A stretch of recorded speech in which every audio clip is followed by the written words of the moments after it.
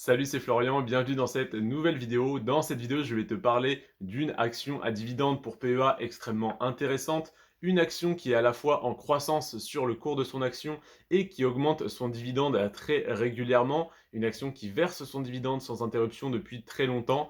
Et je vais te dire pourquoi sur les 18 actions à dividende pour PEA qui m'intéressent en ce moment, je n'investis pas encore sur celle-là.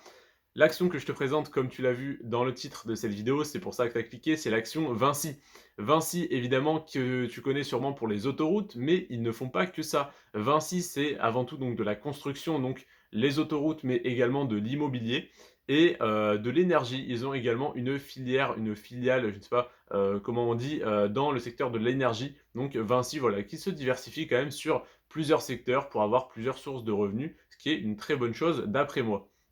C'est d'ailleurs sûrement pour ça qu'ils assurent eh bien, le versement de leurs dividendes depuis 23 ans. Ça fait 23 années consécutives que le dividende est versé sans interruption, c'est-à-dire qu'il n'a pas été coupé en 2002, ni en 2008, ni en 2012, ni en 2020, 2021 ou autre. Ça fait 23 ans, soit du coup depuis 1998, 1999, je ne sais plus, qu'il est versé sans interruption. Je suis né personnellement en 2002, le 15 juillet 2002, je le dis comme ça. Si vous voulez me souhaiter mon anniversaire, si vous y pensez, tant mieux. Voilà, en tout cas, je suis né le 15 juillet 2002 et déjà 3-4 ans avant ma naissance, Vinci versait un dividende. J'ai dû attendre d'avoir 19 ans pour acheter ma première action Vinci, du moins je vais l'acheter dans très peu de temps. En tout cas, voilà.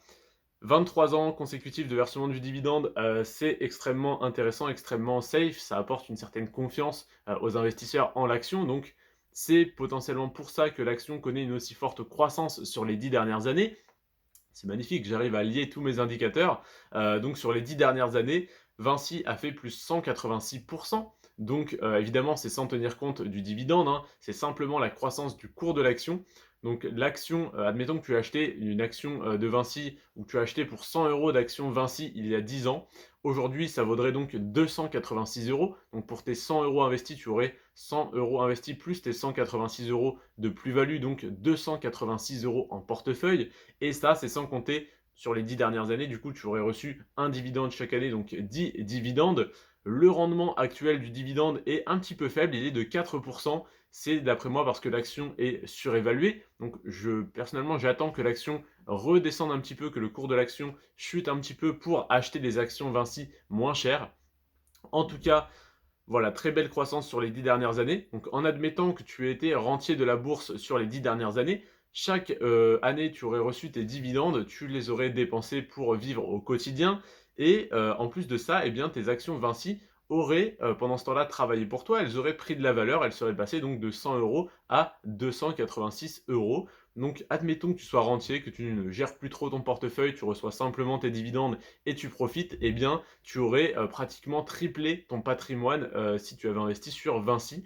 Donc tripler ton patrimoine en 10 ans sans rien faire, c'est quand même pas mal du tout. Donc si jamais tu souhaites être un peu plus actif en bourse, tu peux essayer de l'acheter quand elle est au plus bas, c'est-à-dire dans quelques mois à mon avis quand elle va continuer de baisser comme le reste du marché, du moins quand elle va suivre le reste du marché qui a déjà baissé, ou bien si elle ne baisse pas, voilà, si elle reste à ce prix-là pendant un certain temps, ça pourrait être intéressant de rentrer à ce prix-là et de voir par la suite. Si jamais elle augmente, si tu as des actions, tu es gagnant. Si tu n'en as pas, tu as sûrement d'autres opportunités ailleurs. En tout cas, si tu souhaites être un petit peu plus actif sur ton portefeuille que d'acheter une action et de ne pas y toucher pendant 10 ans et de toucher tes dividendes simplement, voilà, et de les retirer et d'en profiter, tu peux déjà réinvestir tes dividendes pour augmenter ton rendement. Donc tu aurais pu faire plus que tripler ton patrimoine, ne serait-ce qu'en réinvestissant tes dividendes. En plus de ça, tu aurais pu tout simplement les réinvestir au moment les plus opportuns, potentiellement revendre l'action quand elle était un peu surévaluée pour la racheter quand elle était sous-évaluée. Donc là déjà sur l'action Vinci,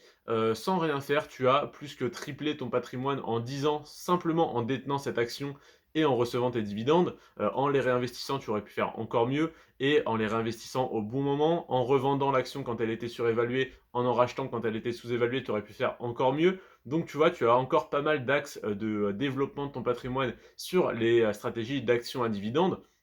mais simplement le fait de la détenir pendant 10 ans sans rien faire, quelqu'un qui aurait simplement acheté cette action il y a 10 ans et qui n'y aurait pas touché, ou si tu as reçu par exemple cette action en héritage d'un de tes parents et que tu ne savais pas quoi en faire, tu la détiens pendant 10 ans, eh bien tu as plus que triplé ton patrimoine. C'est quand même relativement intéressant, voilà, par rapport à un livret A ou à simplement détenir du cash. Donc, croissance sur 10 ans, 186%. Le rendement du dividende est actuellement de 4%, comme je te dis, je trouve un peu bas. 23 ans que le dividende est versé sans interruption.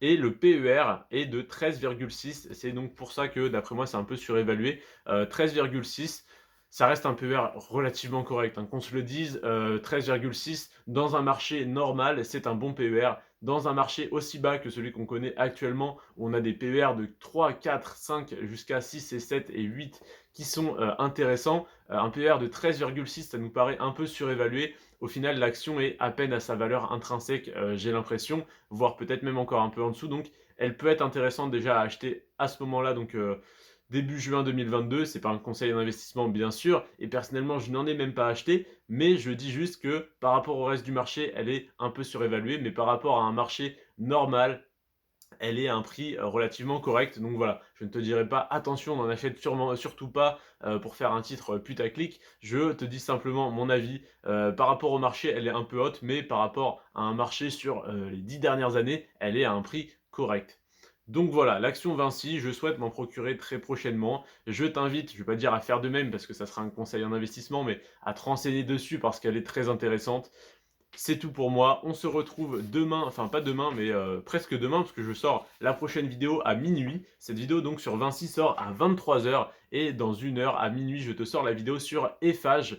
Eiffage qui est également un constructeur, voilà, dans le secteur de l'immobilier. Je te retrouve dans une heure pour la prochaine vidéo. Je te remercie en tout cas de m'avoir accordé ton temps, de ta fidélité, etc., etc., du pouce bleu que tu as mis, je l'espère. Et on se retrouve dans la prochaine vidéo pour parler ensemble de l'action Eiffage. C'était Florian, sur ce, prends soin de toi et de tes finances. Ciao.